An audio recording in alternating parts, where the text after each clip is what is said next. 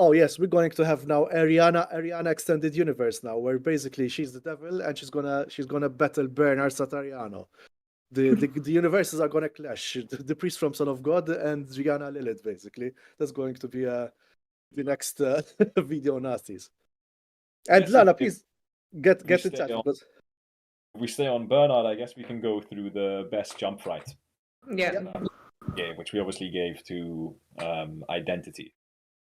Really effective, and Bernard, I have no issue telling you your performance is fantastic in it. And it wasn't just like after you did the introductions of each personality, then you switched between them fairly quickly. It was so convincing that I didn't have to guess of which person was being depicted. But you did what you needed to do really effectively with jump fright. A jump fright is a very, very difficult thing to do. Most people think it's easy, just a loud noise or something coming up to the screen really quickly. But what was good about it is that it was actually unexpected in this case as well. To give you some different feedback from my end, it kind of took me out of the film immediately. And I remember, because I was messaging Francesca back and forth as we were watching these films, I didn't need the claim at the beginning of this is footage found on the dark web or something like that. I don't need it. In my opinion, it just doesn't need to be there, for lack of a better term. If it was just you looking down camera about something, I would have been like, okay, this guy is obviously being interviewed for something, or it's a tape from somewhere. If you want to show that instead, have someone, I mean, it's a little bit of extra work, but have someone walk up to a computer and stick in a USB stick and open a file, and that opens, and it's that. And that immediately tells me, okay, this is something which was taken from the internet, and someone is watching this back for whatever reason. Me, those kinds of claims, it's the same kind of thing I had told Ashley with this film. Trust your audience, make the conclusions themselves, especially when you have a good idea, a good story, and you had both of those. Yes, that's the only main bit of feedback I can give you on Identity. We gave you best jump fright because it was, in my opinion, by far and away the best one of what a jump fright needs to be in that case. I think for me, something that made the jump fright particularly effective was the fact that you left the chair and we're seeing a silhouette doing something, if I remember correctly. And the fact that the camera is still trained on the chair gives us a little bit of tension, because we're saying, well, the film hasn't ended yet, so something might happen. And that is tension building. And that's then kind of the fact that even something's happening in the distance, someone might kind of sit forward and say, oh, what's happening? And then it's your face on the screen. That made it super effective. And that might be a comment on jump frights in general. If you want an effective jump fright, you need to build up some tension. And I felt for example, in a film, I'm just going to find the name again, in Absinthe, I felt like the jump fright could have used a bit more of that. I remember feeling like the jump fright happened a bit too quickly. So there wasn't enough time for the audience to be like, what's going to happen, what's going to happen? And then the hand kind of comes out of the fire, I think.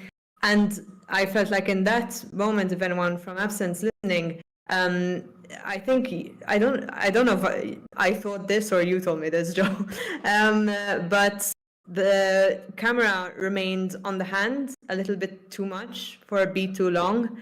And that is also another important part of the jump fright, that we didn't see Bernard's face for a second too long, because I feel like if the jump fright needs to be a moment. And obviously getting that right takes time and probably a lot of editing. And again, try, if you have time, show it to people and try and get their feedback if possible. Because as the person making it, it's difficult to gauge, I guess. But for me, that's what made the jump frighten identity so effective.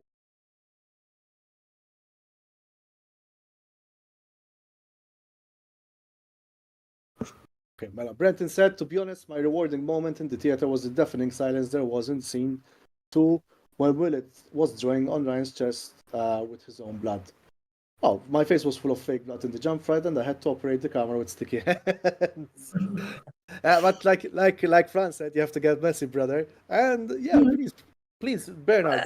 But it worked, you know. For me, the fact that your face was covered in fake blood, it worked. I think it wouldn't have worked so well if you didn't have the blood on your face, you know. So it did what it needed to do.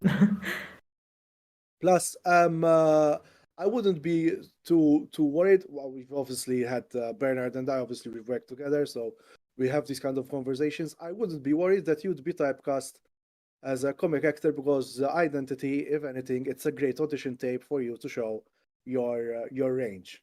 So please, this is a general note. Be confident in your talents. There were some people like when I see these movies, I also see like, I want to work with that person. I want to work with that person.